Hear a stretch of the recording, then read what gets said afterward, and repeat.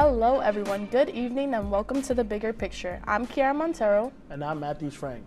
Here at The Bigger Picture, we're all about recognizing organizations here on campus that you may have not known about. So Matthews, how's it going? How are you feeling? Can you believe we have 3 weeks left in the semester? I can't believe it, but then at the same time I can't believe it because, the workload is becoming more heavy, the stress is getting bigger. Yeah. It's like finals is creeping up upon us, and I'm not ready. How about you? Yeah, I feel like we just got through midterms. Yeah. We literally just got through midterms, but I feel like now that we're at that crunch time, 3 weeks left, now I'm just okay, let me pick up the pace, let me get through the semester. We're right there. Summer vacation's right there. What do you do to stay focused whenever you got an exam or something? Because I had a meteorology exam yesterday, and I had the biggest test anxiety ever. So I walked into that class and I forgot everything I studied. Everything. Yeah. So my number one rule, I try not to cram, because I feel like when you cram, you really do not remember? Yeah, you don't take in all the information that you need to. And I don't know, I'm big on meditation, guys. So sometimes if I need to meditate before an exam to, calm my nerves, then sometimes I do that. And really just creating lists to check off what I have to study, what I already studied, what I don't know, my strengths and weaknesses for this exam. I feel like that goes a long way. You guys heard it here first. Make a list and list out your strengths and weaknesses. And meditate. Before we get into today's episode, let's update you guys on a couple of events on campus that you may have not been aware of. So, this week is the Asian Student Association Week, so make sure to support them by going to the rest of the programs they have planned for the rest of the week. Join the Latino Student Union and the CUNY chapter of Mu Sigma Upsilon Sorority Incorporated as they host a softball charity event happening Saturday, April 23rd at the softball field behind Lee Hall. Which so happens to be our events. Yes, sir. So the month of April is also Sexual Assault Awareness Month, so be sure to support 2.5 as they host programs on behalf of Sexual Assault Awareness Month. And of course, the Caribbean Student Association will be having their Backyard Jam on April 30th in the Deborah Stanley Arena from 10 p.m. as they host, from 6 p.m. to 10 p.m. as they will be hosting a Caribbean artist as well as scenes exploring the Caribbean culture. I'm not going to lie to you, I'm super excited for Backyard Jam. It's kind of like a concert involving a Caribbean artist. It's like Ozfest, but Caribbean version, which is going to be a great time because I heard there's also going to be Caribbean food too. Yes. Also, we actually never experienced our Backyard Jam. This is going to be our first year because when we were supposed to experience it our freshman year, that's when COVID was like, nope. You guys got to go home. So this is the first time that they're bringing Backyard Jam back. So I'm really looking forward to it. We don't know who the artists are, though, I believe. But it's going to be a great time. End of the semester, we get to vibe out. Everyone get together with their friends. There's no better way to do it. And this is going to be, I think, our first event where we're going to be in the arena listening to a concert in the arena. Yeah. Oh, I didn't even know that. Yeah, I never been in an event with a concert in the arena. Okay. Who are you looking forward to see? Who do you think they should bring? All right. Hopefully, whoever's a part of this event, they're listening to us right now, and they take these suggestions. This is out of the box with Sean Paul. Oh yeah. Imagine Oswego. I would love that. You know what artist I would love for them to bring? Popcorn. Oh, Popcorn. Yeah. Yes, I would love. He'll bring Drake out. Imagine he brings Drake out. Yeah, no, they probably wouldn't. A girl could only wish. So, when we return, we will be meeting with our special guest from the Laker Poet Society, so make sure to stay tuned. Athletics. Aaron, there are 6 big points. This is the one you've been waiting for. This group has never beaten Cortland. Getting started with some men's soccer as the Lakers had 2 conference matchups for half of the Lakers' goals this entire season.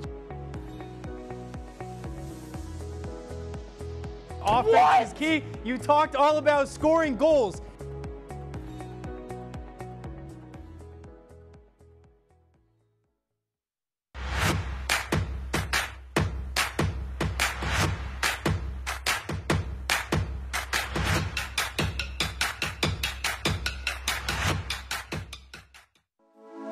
Good evening and welcome to WTOP 10 Nightly News. For the governor race with a strong lead, former Governor Andrew Cuomo is... Barlow announced the completion of a large building mural in downtown Oswego. The renovations on the Hewitt Union Building, turning it into the new Hewitt Hall. And as we move into tomorrow, that rain is going to be in our area. Moving to the Diamond now, as Sweet Caroline got a lot sweeter last night.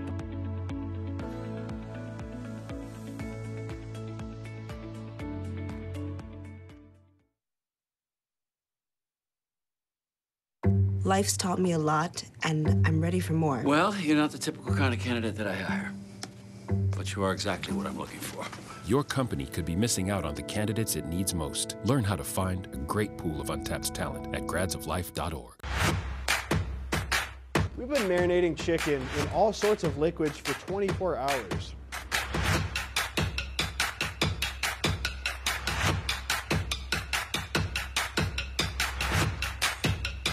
These are vitamins and minerals and things that you need, nutrients.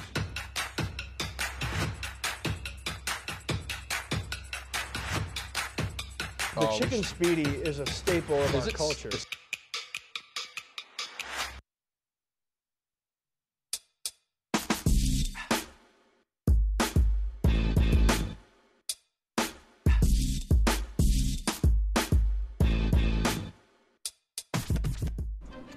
Hello and welcome back to The Bigger Picture.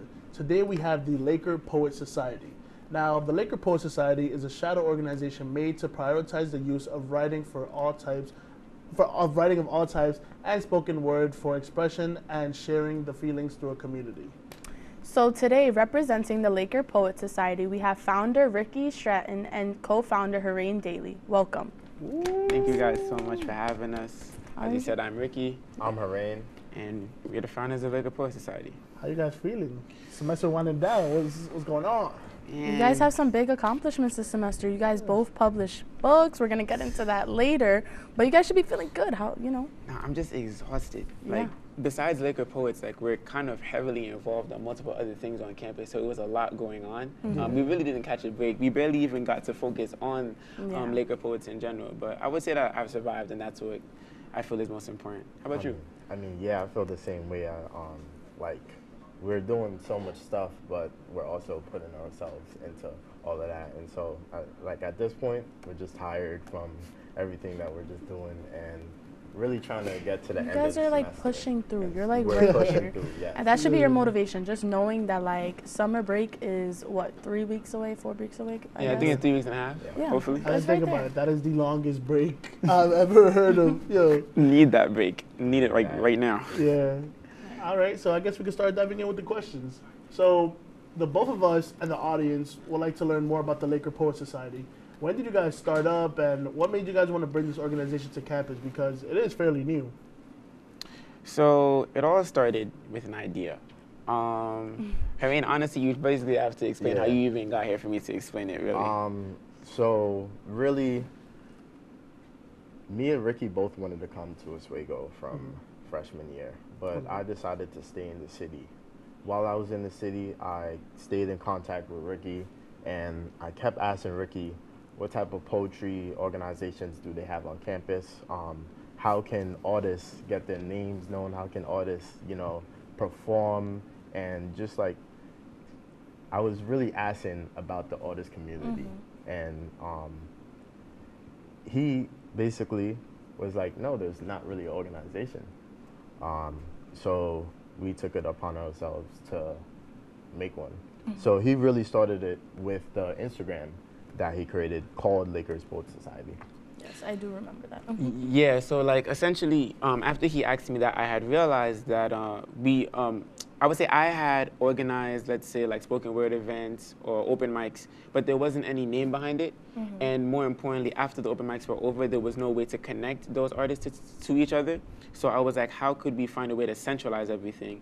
And so I basically asked a friend of mine from high school to make the logo. And the logo is literally just a picture of me, like an animated picture of me with like different poems that I'm putting into like an Instagram box. And that's kind of the idea for the Instagram. You know, crazy enough, you even featured on it. And that's when I realized that the idea was gonna work. I would just ask certain poets to submit DMs of poetry they wanted to share. Then I'd ask them if they want their names or tags on it. And if they said yes or no, I would just post it so people would get more comfortable sharing their work. Yeah. I feel like you guys don't even understand like how much that did for like people like me. So little fun fact, I do enjoy writing poetry, but I was never comfortable in sharing pieces. Like it was kind of just a gift from me to me, you know? Yeah. So I kind of just like took it upon myself and kept that to myself. But then I was like, some people, when I did share my writings, like people actually like related to it. They were like, you know, this is really good. I'm like, okay, maybe I got a little something going here. So just being able to have a platform that makes us feel like comfortable enough and safe enough to like share these spoken words, because a lot of the time poetry is like, this is heartfelt emotions. Like this is me telling you how I'm feeling right now, or from a past experience, from how I would like to feel in the future. Precisely. So just being able to do that, like that goes a long way. And from you know, one little writer to another, I'm really appreciative of, you know, bringing this about. To add on, I personally feel like if it wasn't for you guys, we'll still have a lot of writers who will be like secret, or like they would. Yeah, like yes, there's so many people I didn't know that write on this campus, and they're really talented writers. And so many people weren't comfortable enough to like come forward and be like, hey, I have a talent, I want to share this gift with you. And it really took Ricky and Harain to like bring us like all together. Because now, literally everyone writes some bomb poetry. I'm not gonna lie. There's be some poetry from people on this campus where some hit the heart, some make you laugh, some make you cry. I'm not gonna get into more deeper than that, but like, they hit the spot. That's really the beauty of it. So I do want to know, like, how long have you both been writing poetry? What purpose does it serve in your life? I'll let you start with that since you've been writing longer than me. Okay, so again, it all started with an idea.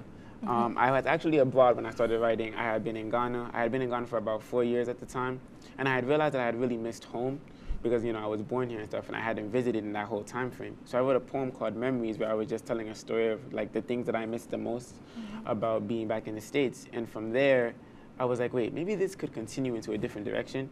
So I actually thought I was gonna get into songwriting instead, but I can't sing. So, you know, like poetry is basically music with no vocals. So I was like, let me just keep writing poetry instead. I even thought of being a ghostwriter, but as my poetry topics kept changing and I came back to the States, I realized that I think it's something about getting on a stage and just moving people just with words that really has a place in my life, and that's kind of where the poetry really came from.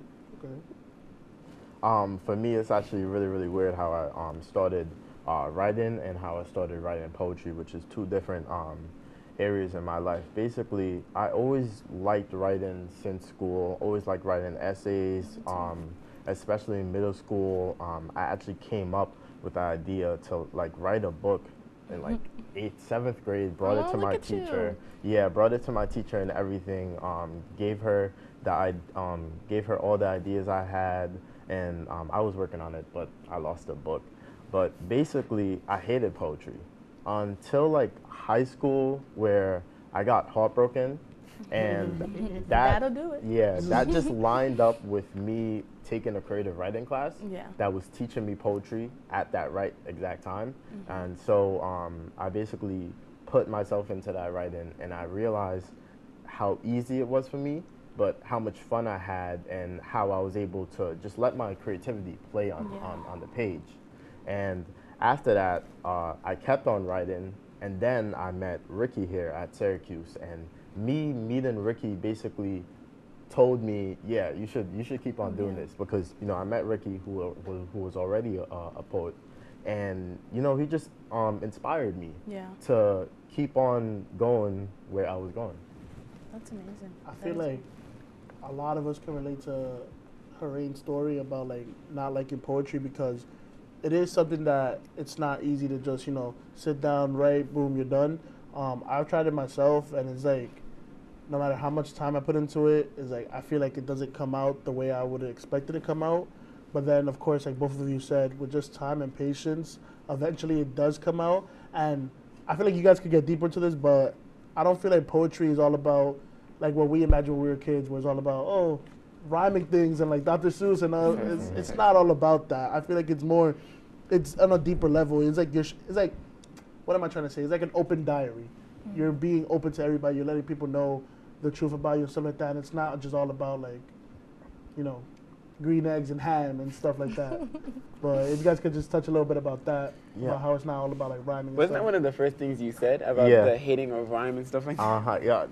So you said it really, really good when you said it's like poetry is like a journal, you know? And when you're journaling, you don't like, you're not gonna just rhyme out of nowhere unless you're, you know, unless you're like Ricky.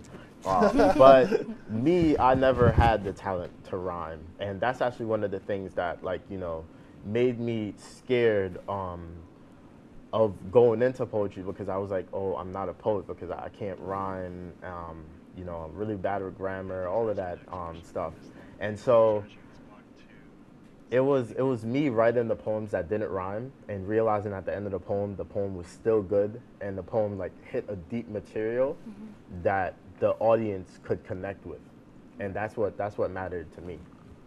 So like, I think my thing is I love a good rhyme. Like, I love a good rhyme. I feel like I have a good time when I rhyme, but some of my favorite pieces don't have a single rhyme in them. Wow. Because the thing is, rhyme is very different from like flow. And if a poem or a piece flows, it doesn't need to rhyme. Imagine just reading like a collection of words that just happen to connect to each other perfectly with no rhyme scheme. It's just like a 1, 2, 3. Like, are you following me like that? Yeah. It's just because it makes sense, rhyme or not, you're getting it and you can't stop reading it. I think the thing with rhyme is because it rhymes, it flows, and your brain automatically wants to continue reading whatever it's flowing because it just has to follow a pattern. Yeah. If the pattern is the point, you'll follow it till the point is complete. You see the difference there, right? Yeah. That's a good point. Yeah, that was deep. All right, so I know there's, like we mentioned earlier, there's a lot of upcoming people who want to get into writing and stuff like that. They're just afraid or curious how to start. So what advice would you give to those who want to start, or how to start? Like, how did you guys do it? Things like that. I was honestly just going to say, for starters, drop the rhyming idea. You don't need to rhyme to write a poem. It's not necessary. And to be honest with you, you will have a lot more fun writing if you think about whatever point you're trying to come across than how many times you can rhyme a sentence. I think it's honestly the same advice I give to somebody who's trying to get into fashion. Don't conform. Just be yourself in that sense, and like, for lack of a better word, just create, but make sure that it's personal, like it means something to you, because it's gonna show.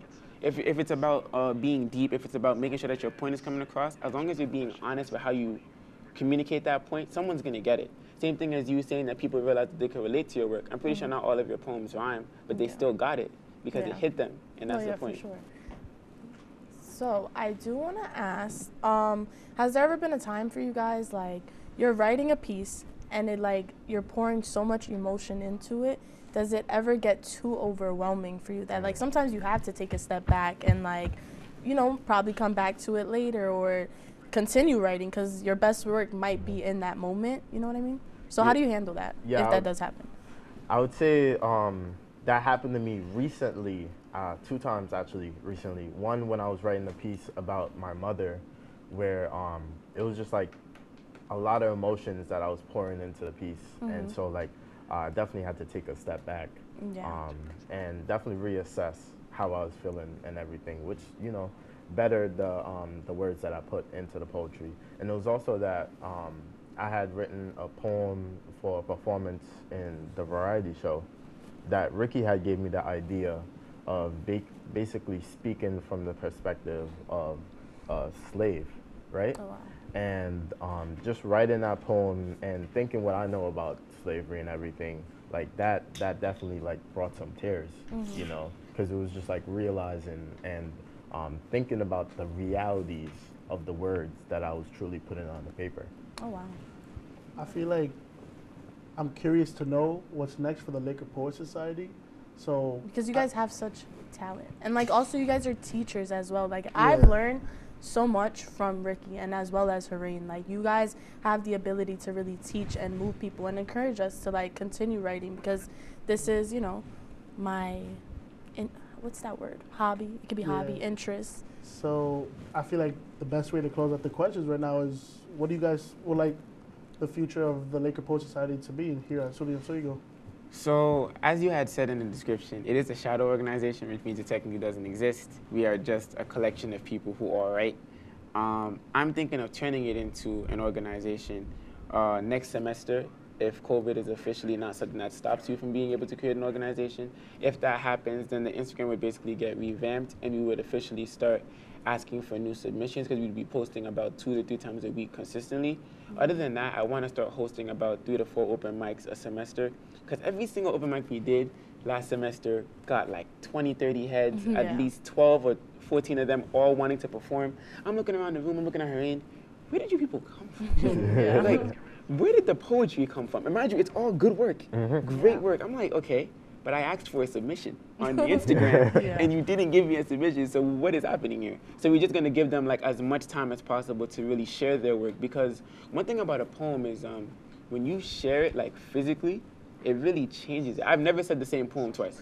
Like, I always change a line, or I change a rhyme, or even the time. Like, everything is changing about it when I perform it. So just to give them more opportunity to just like be poets, but like in the real world. Yeah, that's amazing though. You guys are doing some great stuff with this. So when we return from break, we're gonna get a little more into the poetry vibes. So the 4 of us will be sharing some spoken words right here in the WTOP studio, so stay tuned.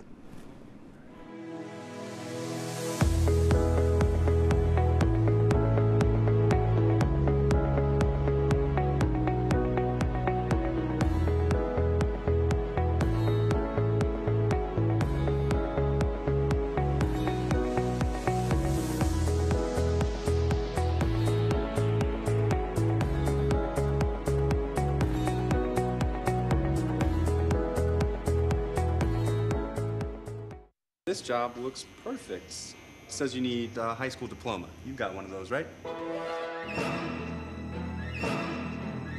Skip the drama. Get your diploma. I got that. Find free adult education classes at finishyourdiploma.org. Major Discussions is the new show that explores the stories of students right here on campus. I personally came here to SUNY Oswego for the broadcasting program because I love to hear people's stories and to do work just like this.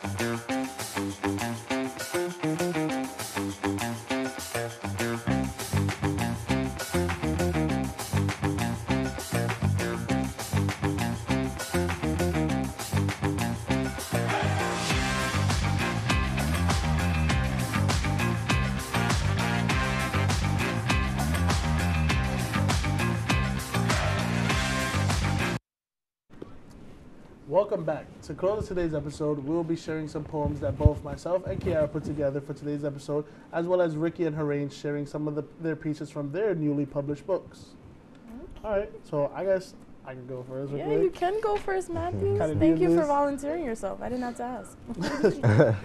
All right, so my piece is called Boy, based on my relationship with my dog. All right. It was a Friday afternoon, clear skies of blue, when my owner packed his bag and went to what seemed to be the moon. He shouted, "Bye, Papas. See you soon. I love you." The door shut, and I instantly felt blue. I waited by the door for hours, waiting for him to come through. Who would have known that soon wasn't so soon? It's the next morning, and I'm pacing back and forth, just waiting for the smell of his Pacific shampoo. Moping around since he is afar, his return seemed so far. I sat at the front of the glass door with my reflection staring back at me.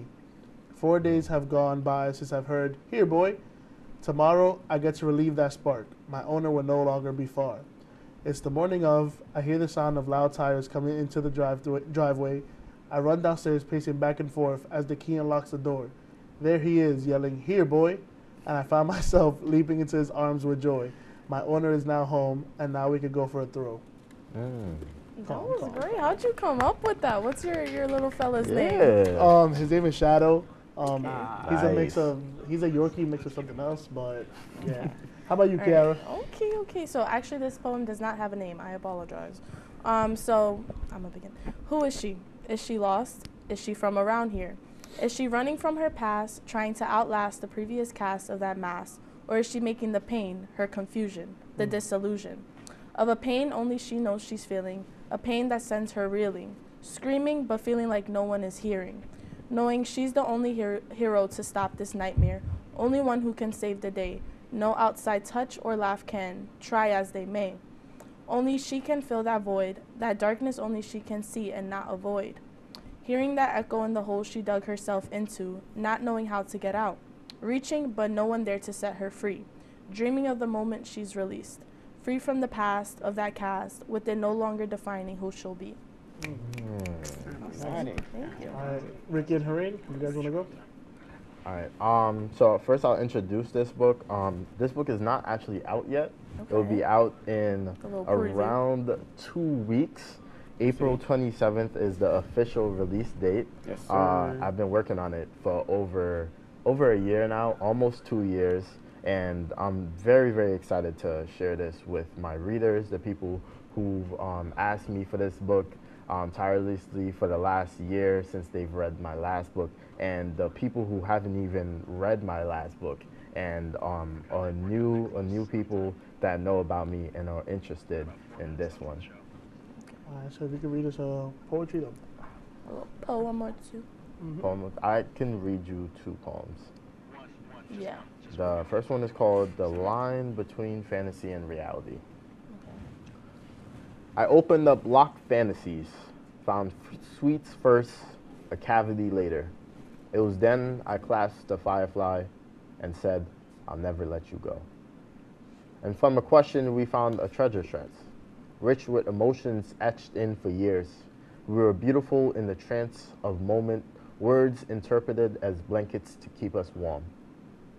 And as the earth spun faster, so did the stage where everything did bloom with happiness, where touches to the skin were electric, and a hug waited as the universe, where love was made under the moonlight shine.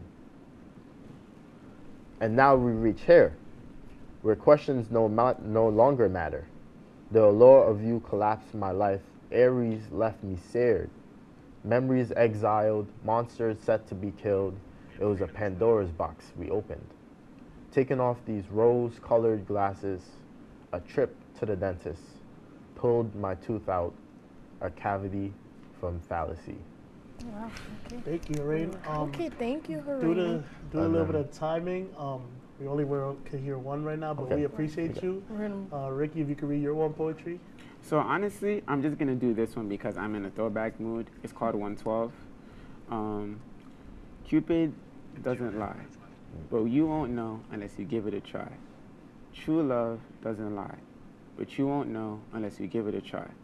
I wonder if before now, if I could honestly say that I've tried to find love and cultivate it the right way, where you already know what it looks like, but all you have to do is plant, water, and walk away. You see, a farmer knows they've tried to plant a seed when it becomes the thing they want to plant. So how could I try to grow a love I didn't see in my own garden? How would I know if it was ready, if it was healthy, if it needed a little bit more water, a little less sun? How would I know any of that if I'd never seen it done? That was great. That was great. Yes, thank you guys so much. Thank you. So, Ricky, if you didn't introduce your book, so you got some time if you want to introduce your books real quick. So honestly, this is just a little story that I've been putting together after a couple of years of just emotional experience. The first one was called Things Cupid Whispered. I got the idea at the end of high school. Just, you know, Cupid is known for love and stuff. I just imagined the little kid whispering to me and me writing it down because it was harder to imagine myself feeling those emotions. And then the second one is just like what I did with those words, like my actions behind them. Cool. So, the end of our show here. Yes, thank you guys so much for talking more about your book. At least everyone now knows we have some talented writers here on campus. So we would like to thank Ricky and Hareen for joining us for tonight's episode. Thank you guys so much for having us. Thank you guys. We would like to thank everybody for tuning in tonight, and be sure to catch us the next time. And don't forget to always see the bigger picture. And get your copies of their books. Yes. Oh, also, follow them on their Instagram pages if you guys would like to say your Instagrams. Mine is at Rick Arms. Mine is at HD The Poetics. Don't forget to follow. See you guys next time. Thank you.